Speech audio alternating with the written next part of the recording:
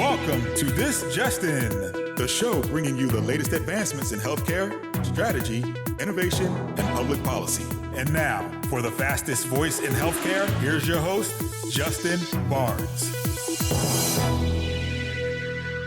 Hello, everyone, and welcome back to the special edition of This Just In Radio. I'm your host, Justin Barnes. Today, we're broadcasting live from HIMSS25 in sunny Las Vegas. Very excited to be here. It's already been an action-packed 72 hours. The HIMSS annual conference is always the centerpiece of my annual schedule, and this happens to be my 25th HIMSS annual conference and my 11th year broadcasting from the annual conference. Even 2020, the COVID year, we still had the broadcast and all of the same amazing guests. We just hosted this broadcast remotely and all of my guests dialed in. Many of the same leaders you're going to hear today and over the next couple of days, like Hal Wolf, Rasu Shrestha, Anish Chopra, and many more familiar names. I feel very fortunate to be able to broadcast annually from HIMSS. Hal Wolf, Albie Zakes, Morgan Searles, and the entire HIMSS team have been extremely supportive, and I'm extremely and tremendously grateful. Also, I can make a special note of thanks to Roberta Mullen, Greg Masters, Carol Flagg, and the entire Healthcare Now radio team for their tremendous support and managing the demands of my HIMSS broadcasts annually and the recordings. Also, I'm eternally grateful to all of my hundreds of guests throughout the years, and certainly to all of my loyal listeners. We owe all of this show's success to you, and we still are so honored to have won the Sway Health 2024 Healthcare Podcast of the Year award that never gets old, but rather challenges us to get better every day with every broadcast and every conference. Which leads us to today. This is the start of 3 days, 5 shows, and over 40 guests here in Las Vegas for HIMSS25. We have our best lineup yet of CEOs, CIOs, CTOs, care providers, researchers, policy leaders, and visionaries joining the show. As many of you know, my goal for broadcasting live each year from these key conferences is to create an information medium that shares best practices, key strategies, and actionable intelligence from the industry's leading sources and experts.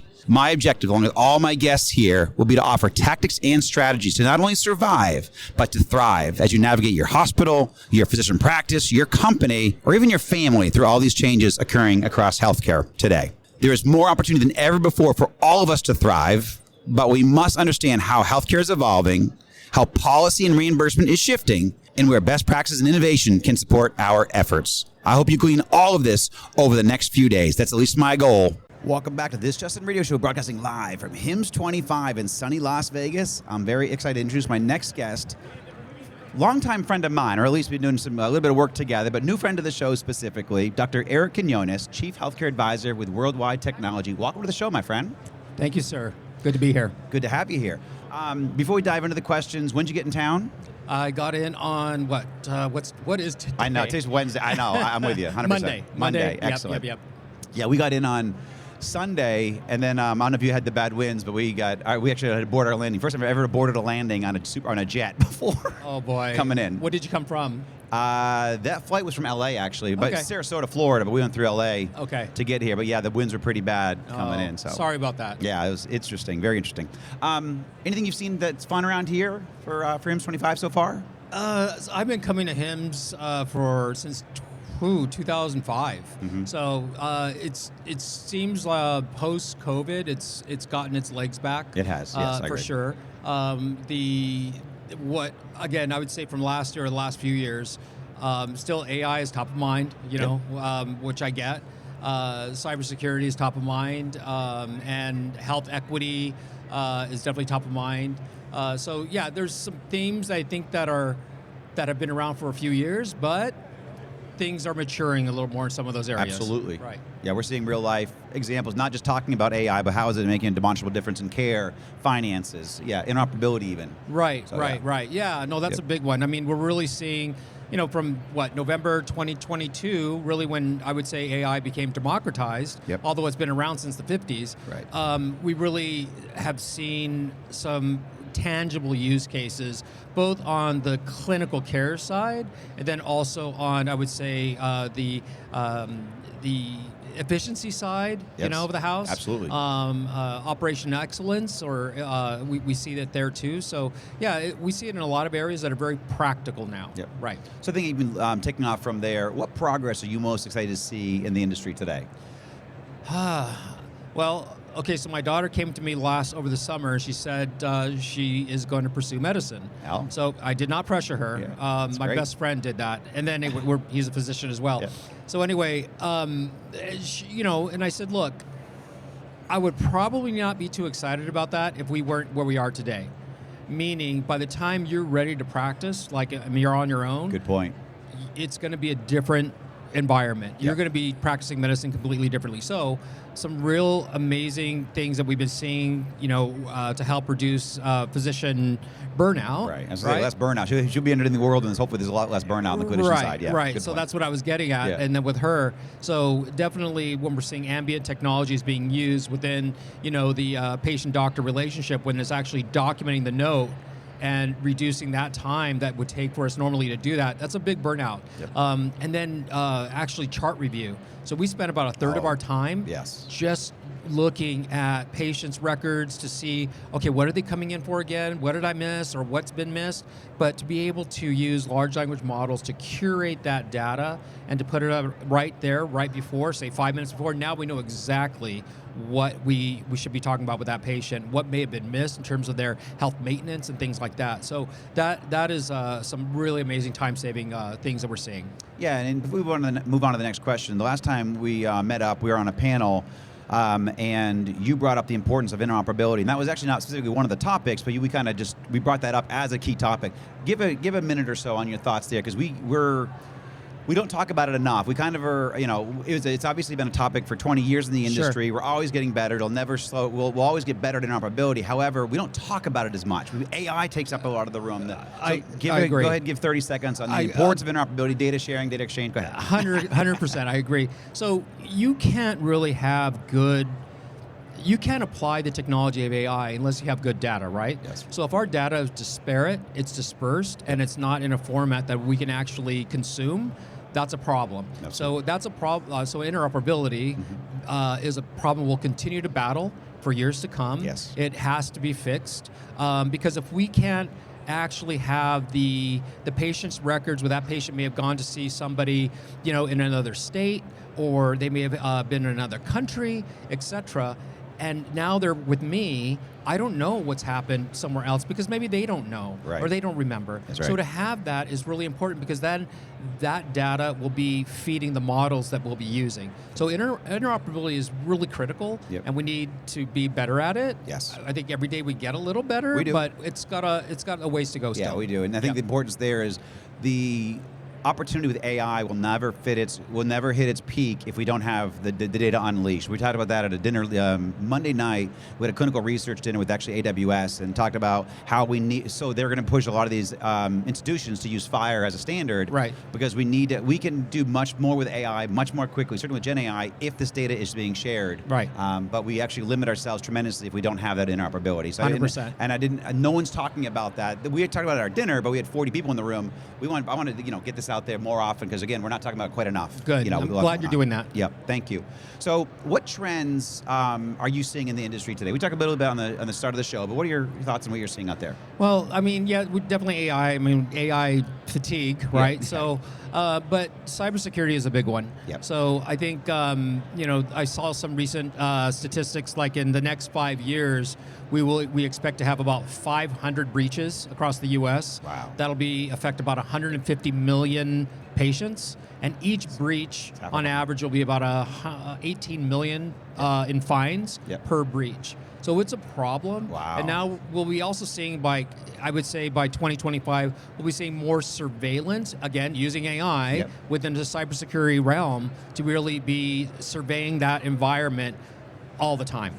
And to be battling against, bad, actors, actors, and to be more proactive in doing what they need to do. So that's something that I'm definitely seeing more of. Excellent. So and I think the stat that we've been brought up, or we brought up the last couple of shows, is I think the average outage costs about $32 million, $1.9 million a day when the system goes down. But what we don't talk about enough is all the patient care that's actually not taking place. I mean, certainly if there's only one healthcare institution in a community and that system goes down, the tens of thousands of people who aren't receiving care for up to, I think the average outage is like 24 days or something like that. Right. So I mean, it's significant. So we don't talk about the care side, we talk about the financial impact, which is significant, right. but the care impact. And so that's a huge thing. So not only are, when you have a situation like that, patients are getting diverted. Yes. Maybe they can't be received by that hospital because they just can't, because their systems are down. So they have to be diverted. Yep. But the other thing too that people are forgetting is that a lot of our newer physicians that are coming out, they may have not been trained like I was. So, right. and so, we were raised on paper records. We did that kind of documentation. So it's easier for us, for someone like me and my generation, to go back to paper right. when the system goes down. But it's not so easy for somebody that's just newer out of their residency and the system goes down. They have a little more difficulty. That's a great point. Yeah. Couple minutes left, so I want to bring up a couple of different points. First of all, what best practices or what strategy would you say, hey guys, this is how you engage. This is a good best practice on how to engage for data resiliency or anything like that? I think understanding your environment, number one, that's the most important in terms of data resiliency. But it depends on what your goal is. I mean, if it is to shore up your cybersecurity environment, what is your current state? I think not enough institutions don't actually do that assessment. Mm-hmm. So what is their current state? Where are the gaps on the technology, the gaps in the devices that you have in your environment that are entry points into your system? On the AI side, so a lot of healthcare systems are wanting to go down this AI journey. Absolutely. Some are definitely at the cutting edge. Some are trying to figure that out. But I think for there is really getting your ducks in a row. So what does your data look like? So data governance, right? We talked about the interoperability, yep. but cataloging your data, et cetera. So knowing the data. 2, your infrastructure, right? Very important. Do you have a high performance architecture to handle the things that you want to do? And do you have the right AI governance? Do you have the right people in the room that are helping to drive the decisions to support the initiatives that you're trying to do? It's fantastic. Yep. Totally agree. So in the closing question, put on or into the proverbial crystal ball, what's a strategy we need to be ready to navigate in 2 to 3 years from now that we may not be thinking about? Oh boy. I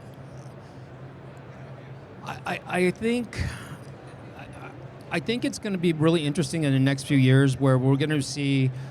So healthcare actually takes in about 36% of the global data. Mm-hmm. Okay, that's more than any other vertical, any other industry. That's good stuff. But of that data, it's still a lot of it is non-discrete. It's like 80%. Okay, and we're going to be getting more data. So when you think of your genome, your biomes, you think, so we're going to be getting more data, wearables, so data coming from other places, and then we're going to be seeing.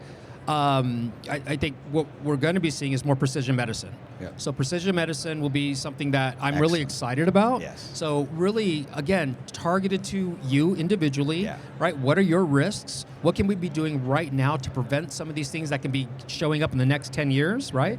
Or if something, you do have, a condition, what is the right treatment for that condition? Because it may be different for you than for me. Right. So I think we're going to be seeing more of that. Yeah, I love it. I get excited because you're talking about our digital twin, basically, which does have our genome sequence, and so we actually will know what drugs can work on us, what will not work. We're much more intelligent. We don't have as many guinea pigs as we were back in the day because we're going to know a lot of that stuff, certainly with Gen AI and so forth, and having that digital twin. So I've seen a little bit of that while we're here. We've been talking about it a lot, but we're starting to see a little bit of that. But I completely agree. 2 to 3 years from now, we're going to see that much more mature. Exactly. Which is extremely exciting, certainly as patients. As patients and doctors, so it really does, or clinicians, I should say. I mean, all the care team. It's really exciting when we see that kind of progress. Because in reality, so here's a fact. In 1950, medical knowledge doubled every 50 years. Oh, yeah. Today, it doubles every 74 days. Great stat. I cognitively cannot keep up. So we need these kinds of tools to help us. That's the big thing is we can't, our minds can't even keep up. Right. And so that's why these tools are going to be invaluable moving forward. Right. Dr. Quiñones, Worldwide Technology, thank you so much for joining me on air. Thank you so much. Appreciate it, man. Thank you. Appreciate it. Thank you. Welcome back to This Just In Radio Show, broadcasting live from HIMSS25 in sunny Las Vegas. We're here at the AMD booth. Very happy to be here. I'm excited to introduce my next guest and friend of the show, new friend of the show, Nicole Roskill, Director of Partnerships for Help Scout. Welcome to the show, Nicole. Thank you so much. Glad to be here. When did you get in town? Got in town yesterday. Yesterday Evening, yes. Excellent. And yes. you having fun so far? I am. It's great. What's the most notable thing that you've seen or heard since you've been here? Certainly the AI pavilion, Yeah, okay. and also like the startup area, which is really really interesting, and some neat things that they've got going on over there. So there's a couple notables. What are your goals for being here? Certainly to meet with customers. Yep. Partners, Excellent. prospective customers and partners, Absolutely. and to really just get immersed in healthcare and see what everybody's doing these days. So I love that term. I don't say prospect. I say future customer or prospective customer. Nice. I don't say prospect. But you did too. I love that. It's such a positive thing to say, right? It's fantastic. So what progress are you? I like to start my show off. What progress are you most excited about seeing in the industry today? So there are a couple things that I think I'm really excited about. Love it. So one is certainly patient-centered communications, patient engagement. Yep. The way organizations are really thinking about making sure that patients get access to care and are engaging them along the way. Help Scout is a customer support platform, and so we're really all about customer experience and patient experience. And so it is an area that I think is going to continue to grow in the coming years in terms of really needing to make sure that patients have access and get engaged in the way they need. I'm also super excited about AI Yes. and self-service tools, automation. That is having an impact on every industry. It's probably the biggest sea change that I've seen in my career. Yep. And so to think about AI and the promise of that is reducing repetitive tasks, allowing providers to really focus on patient care. That I think all of that stuff is really important, and it's exciting to see it.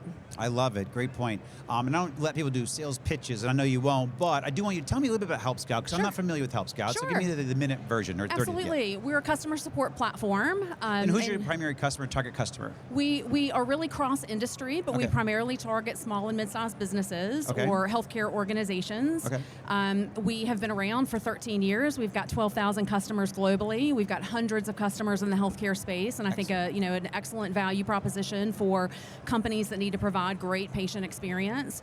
But also, I think another part of our value proposition is we want to provide the ability for our customers to really delight their customers and delight their patients. And so the platform in and of itself has a very intuitive UI. Yep. It is very easy to use. We like to say that when you start using Help Scout, you can become a user within 15 minutes and a power user within a day. Yeah. And so I think, in the healthcare space where the primary focus is on patient care, you need tools that really don't make your life harder, but make your life easier. So we like to say that healthcare can be complex. Support doesn't have to be. Right. I love it. Great. So what healthcare or digital health trends are you seeing in the industry today? Well, certainly, as I mentioned, AI. Yeah. AI, self-service, and automation are the three that I would say are, I think are most impactful at this point. And so, like, from a self-service perspective, I like to think about, like, human psychology, and there's a human psychology element to waiting. When you're waiting and you don't have information, Yeah. it causes a lot of stress and Absolutely. anxiety. So again, healthcare is complex. Yep. Support doesn't have to be. So in terms of, self-service tools, things that we can do to make the provider experience easier and the patient experience easier, super excited about that. Excellent. And what are some, what advice would you give to somebody, or how would they navigate that specifically? What types of tools? I mean, obviously you guys offer Help Scout, but what else, what trends or strategies to help navigate that? Sure. Well, I think a couple of the best practices would be to make sure that when you're choosing tools, that you're choosing tools that are actually going to make your life easier, not more complex. So, Right. Tools that can fit more naturally into your existing workflows are going to be, better choices for you. So I would say, that's one of the, I guess, the pieces of advice that I would give to folks that are trying to, to navigate this. I think the second thing is we've always got to be focused on the patient experience and making sure that the patient's experience is better and not worse. Absolutely. So, I'd say in just navigating this, you've got to, just always have that patient experience in mind. Yep. So how many HIMSS have you been to? How many annual conferences? I have been to, I think this is my fourth. Awesome. Fourth or fifth. Okay. Fantastic. Love this conference. Yeah. This is actually my 25th. I realized that on the flight out here. It was my 25th. I was going to say, congratulations. This is your 9th one broadcasting. 11th. You're broadcasting 11th. live. Yeah, Okay. From the conference. Congratulations. Yeah, and then Jake we have 5 different broadcasts going while we're here. Oh, so this is wonderful. about 40 guests. It's a little bit insane. Yes. But it's all great because they're all great like you. So what are your goals for being here? Like, what do you hope to achieve while you're here for the next couple of days? Sure. So, certainly learning more about how other companies are approaching the trends that I mentioned. Certainly understanding how organizations are adapting to this need for better patient support, better patient access. And then, we're always looking for interesting technology. So, one thing that Help Scout does is we have, over 100 integrations. And so we're thinking about interoperability, how we're integrating to help make things easier for customers. So I'm also sort of on the lookout for some of that. Excellent. So partnerships, and then absolutely. Any fun dinner events or anything like that? Well, I'm going to some. I'm not hosting any, but I'm certainly going to be partaking. Excellent. I think AMD has one tonight. I think they do. I think I'll be there. There you go. Excellent. So thinking beyond today, what's a key strategy or trend that we think we're ready to navigate in 2 to 3 years from now? Right. Well, I think there are a couple things. One is that healthcare providers are already stretched pretty thin, and so we're having to figure out how to do more with less. And with an aging population, I would expect that is, that's not going to slow down. It's only going to pick up. Correct. And so the trend that I would say to navigate again is to figure out tools and strategies that you can use that can allow you to make sure you're focused on the best patient care. And so tools that you can use to eliminate some of the administrative burdens, streamline things for your staff. Certainly, staff shortages and staff burnout is going to continue to be, a thing. Yeah. So I think, finding tools that will aid not only your patients but also your staff is going to be an important thing to think about. Yeah. No, I agree, and that's actually almost every guest have brought up. The burdens that we have in healthcare and the burnout that we have.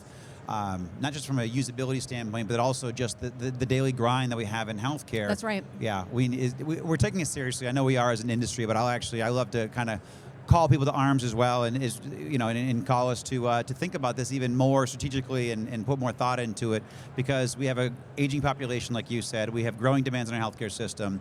We have to learn how to do more with less. We have to embrace innovation and technology, but also I challenge our industry to step up too, to help create those innovations, help solve these problems at a grander scale, because we deserve it as patients. We're paying more than healthcare. We pay every single day more for healthcare than ever before. That's right. And we do deserve it. I'm very positive, very optimistic, and I think we're going to get there. And I think also my very first guest from our other show this morning, Ritu Shrestha, brought in how he thinks this is a good thing, and actually Anish Chopra also said this on his show. I think it's a positive thing that we have to kind of look inward a little bit. We have to look to solve problems more efficiently, challenge us to do more with less. You can't it's just unlimited money. We have to figure some of this stuff out. So let's use it as an opportunity to feel the pressure and look for solutions and solve them. So I think you echo a lot of that. Absolutely. I mean, that is one thing that we think about every day at Help Scout is how do we help our customers, do their jobs better? How do we help them delight their customers, their patients? We've got a couple of customers here with us, and a couple of the things that Harley Therapy and Mtuitive, they have cited is ease of use, intuitive AI. Matter of fact, we heard from Food Revolution Network, who came back to Help Scout recently, that one of the reasons they came back was the intuitive AI and the ease of use. They actually said for their teams, it felt like they were coming home. So that says a lot about the platform and about it's a great testament. Right, absolutely. Absolutely. Are you guys, I met you in Atlanta. Did you fly in for that meeting? I did. I live in Charleston, South Carolina. Okay, that's a beautiful town. Love it. Love Charleston. Yes. I grew up going to the Spoleto Festival. Oh, wonderful. Yeah. That's great. So it's still every year, right? We were just looking at the Spoleto, the agenda, the program. Yeah, it's April, May time It's frame? April, May. That's right. Because it rained till half the time when I was there, and sometimes it's a little bit muddy, but it's fantastic. It can be, but it's beautiful. No, Spoleto's awesome. Yeah. Thank you so much, Nicole, for joining the show. Thank you for having me. You Absolutely. got it. See you soon. Thank you. Thank you. That's a wrap from Las Vegas and HIMSS25. Thank you all for listening. And I certainly want to offer a note of gratitude to the dedicated partners of my weekly syndicated show. And also, again, thanks to everyone who voted us 2024 Healthcare Podcast of the Year. Thank you so much, Roberta Mullen, Greg Masters, Carol Flagg, and the entire crew at the Healthcare Now Radio Network. They've also been producing my show for 11 years, and it's a true blessing to be able to do this every single year. Also, a special note of thanks to Jake Reed, my head of media. Jake did a phenomenal job managing our remote broadcast while here at HIMSS25 and recording from the conference floor and within the AMD booth, as well as the Amazon Web Services Theater. So thank you very much to Jake, and many thanks to all of my show partners AMD and AWS, and also a shout out to Medallion here, who gave me water for my shows, certainly my lasting shows. So thank you very much to not only AMD and AWS, but certainly Medallion. And then also Bright Hour has a foundation that I want to make a special shout out to. Seppi Browning, Georgia HIMSS, she put together this new foundation to help with workforce development and education in health IT. So Seppi Browning, she's fantastic. HIMSS Georgia chapter, they're always great partners and supporters of my radio show. Great people. So look up Bright Hour Foundation and give her some love and support. And certainly a big thank you to Hal Wolf, Albie Zakes, Morgan Searles, the entire HIMSS team. They're always extremely supportive in the events and broadcasting requirements that I have. And again, thank you so much to all my listeners. We're grateful for you. You make us better with every broadcast. And that's a wrap from Las Vegas. Have a great rest of your day, everyone.